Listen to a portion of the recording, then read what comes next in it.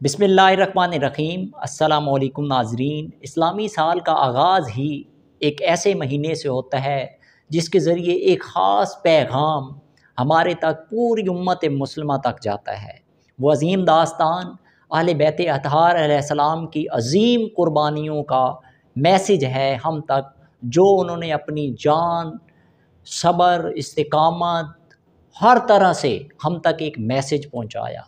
लेकिन अफ़सोस दर अफ़सोस आज जब मैं अपनी नौजवान जनरेशन में उठता बैठता हूँ और उनकी सूरत हाल को देखता हूँ तो ऐसे लगता है कि आले बैत अतहार की मोहब्बत किसी एक ख़ास मकतब फ़िक्र, एक ख़ास मसलक के साथ जोड़ दिया गया है।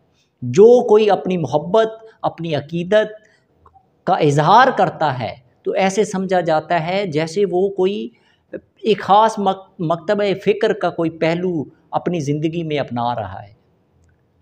याद रखिएगा, आले बैत अतहार की मोहब्बत कुरान पाक में भी मखसूस जगह पे और उसके अलावा अहादीस रसूल सल्लल्लाहु अलैहि वसल्लम की रोशनी में वाज़ह चीज़ें मौजूद हैं। लेकिन मैं एक ही बात करना चाहूँगा यहाँ पे, वो ये कि अहले बैत अतहार की मोहब्बत ऐन इबादत है, ऐन ईमान है।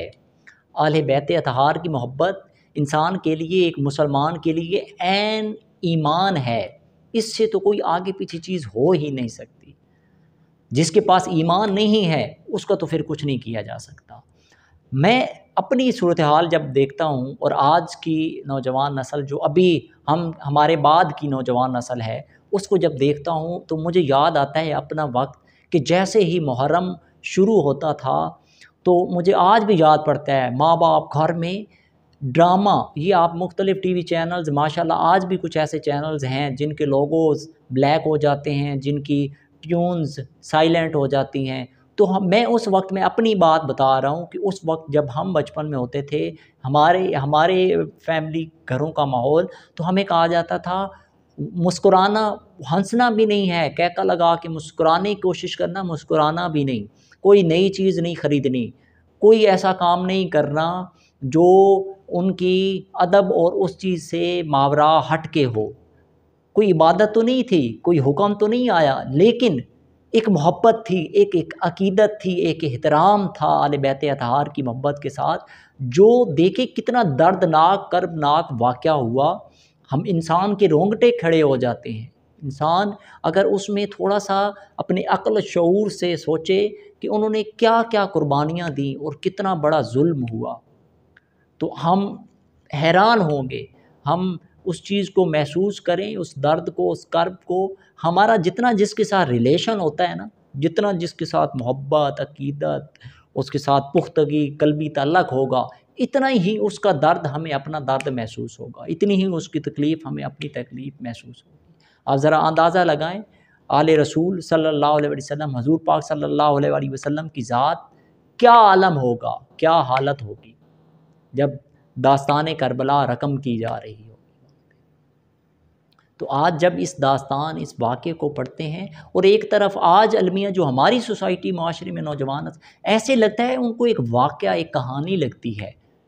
आज जब हम देखते हैं सोसाइटी में तो नौजवान नस्ल ऐसे हो रही होती है, ऐसे बात कर रही होती है या अपने आप को ऐसे महदूद, लिमिटेड कर लेती है और ख़ास तौर पे ना कोई इस पे वो अक़ीदत, मोहब्बत का इज़हार करते हैं, बिल्कुल न्यूट्रल पॉइंट पे चले जाते हैं। हर तरह का स्टेटस लगाएँगे, हर तरह का इस्लामी कोई इवेंट आएगा तो उस पे अपनी मोहब्बत, अपनी अक़ीदत का इज़हार करेंगे। लेकिन जब ये वाक़या आएगा ना तो बिल्कुल ख़ामोश हो जाएँगे। ये ख़ामोशी भी उनके अंदर कहीं न कहीं वो छुपी हुई जो है ना, वो आप कह लें शिद्दत या तंग नज़री या आप कह लें बुग़्ज़, इनाद, वो चीज़ें छुपी हुई हैं। जिसके साथ मोहब्बत होती है, अक़ीदत होती है, वो तो इज़हार करता है। और ये देखिए क्या आलम था, ये वाक़यात पढ़ें तो इंसान दंग रह जाता है इंसान। अब दूसरी तरफ हमारा अलमिया साथ ये भी है, नौजवान जनरेशन नस्ल जो है वो ले तो क्या ले, हमारे माशरे सोसाइटी में आपके सामने है जो अहवाल है हमारे। हम सिर्फ़ रस्म व रिवाज तक रह गए। ये साल आता है, 1 साल के बाद मुहर्रम आता है, जो रस्में हैं, हमने काले कपड़े पहन लेने हैं, हमने जनाब जो कुछ कर सकते हैं मुख्तलिफ़ चीज़ें करने वाली, जो रस्म लंगर चलाए जा रहे हैं, बाकी चीज़ें की जा रही हैं। लोग नस्ल इसको देखती है कि ये क्या कर रहे हैं। इनका किरदार देखें, इनके करैक्टर देखें, क्या अमलन ये ऐसे हैं कि इनकी मोहब्बत जिनका ये दम भरते हैं, इनकी अपनी ज़िंदगियों में वो चीज़ है? नहीं होती। तो उन्होंने, नौजवान नस्ल ने क्या उससे हासिल करना है? उन्होंने यही हासिल करना है, वो दूर होंगे इस चीज़ से, क्योंकि आप रिप्रेजेंटेटिव थे। आले बैत अतहार की मोहब्बत के दावेदार आप थे, आपके ज़रिए वो मैसेज जाना था। तो जब तक हमारे किरदार में अमली तौर पे वो पैगाम नहीं आएगा, उस वक्त तक हम नौजवान नस्ल को भी इस तरह राग़िब नहीं कर सकते। और ना ही वो सिलेबस में, किताबों में या कहीं पढ़ाया जाता है, और ना ही वो पढ़ते हैं। जिससे मेरे सामने मिसालें हैं, आप ख़ुद अपने आस-पास लोगों का अंदाज़ा लगा लें, उन्हें पता ही नहीं कि वाक़या करबला में हुआ क्या था। हाँ, साल बाद जब वाक़या आता है तो कुछ न कहीं से सुन लिया, कोई प्रोग्राम अटेंड कर लिया, तो वहाँ से कुछ इन्फॉर्मेशन की सूरत में मिल गई, मालूमात, इल्म में इज़ाफ़ा हो गया। उसके अलावा कोई, जैसे एक होता है ना कि कोई इंसान किसी वाक़े से कुछ सबक लेता है, उसको खंगालता है, उससे उसको पढ़ता है, तहकीक करता है, वो तो हमारा अलमिया है ना, तो वो तो हमने बिल्कुल छोड़ दिया है। अब अगली बात, तीसरी बात ये कि अलमिया ये कि हम जो पैगाम हम तक पहुँचाना चाहते थे, हज़रत इमाम हुसैन अलैहिस्सलाम, जो उन्होंने कुर्बानियाँ दी वहाँ पे, और जो एक तारीख़ रकम की, आप ज़रा अंदाज़ा लगाएँ, वो पैगाम तो हम भूल ही गए। जो फ़िक्र हम तक उनकी जो कुछ होना था, एक वाक़या था, वो हुआ, तारीख़ में रकम हुआ।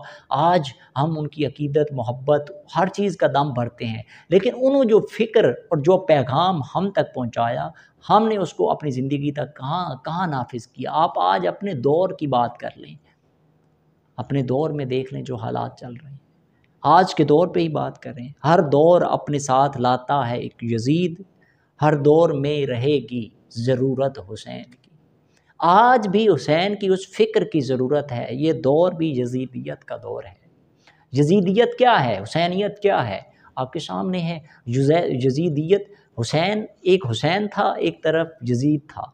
अब जो हुसैन किरदार, करैक्टर था, और जो वो चाहते थे दीन को नाफिज़ करना, दीन को अमली सूरत में लेके चलना, वो इमाम हुसैन अलैहिस्सलाम, वो हुसैनियत बन गया।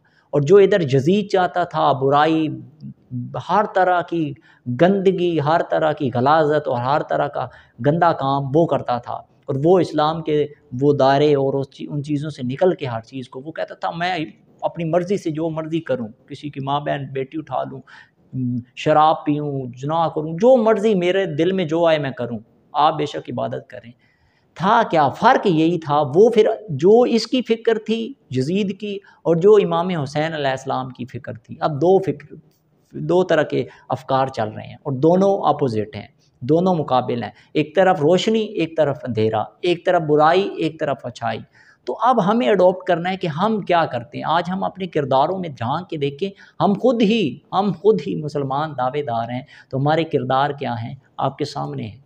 आज हमें पलटना होगा असल उस पैगाम की तरफ जो इमाम हुसैन अलैहिस्सलाम ने मैदान करबला को अपने खून से रंगीन करके हमें पैगाम दिया, और वो पैगाम था कि ए उम्मत मुसलमा, जब कभी ज़वाल के साए छा जाएं, जब कभी वक्त के यज़ीद जमहूरियत को कुचलने लगे, जब बददियानती गालिब आ जाए, और जब जगीरदारी, सरमायादारी, वडेरा शाही कौम के हकूक़ का इस्तेहसाल करने लगे, जब मेहनत कशों की कमाई लुटी जाने लगे, अगवा होने लगें, इज़्ज़तें लुटी जाने लगें, हर शख्स जान व माल, इज़्ज़त व आबरू को गैर महफूज समझे, तो आज भी हुसैन इब्ने अली की आवाज़, हुसैन इब्ने अली की रूह हमें आवाज़ दे रही है कि तुम्हें सूए करबला चलना होगा दोबारा।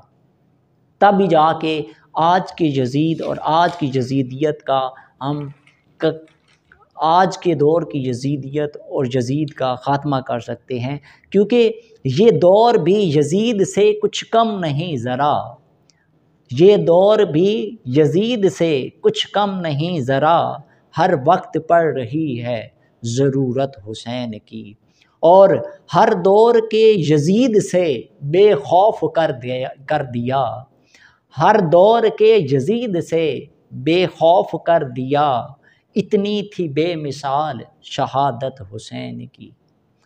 आज हमारे लिए यही पैगाम।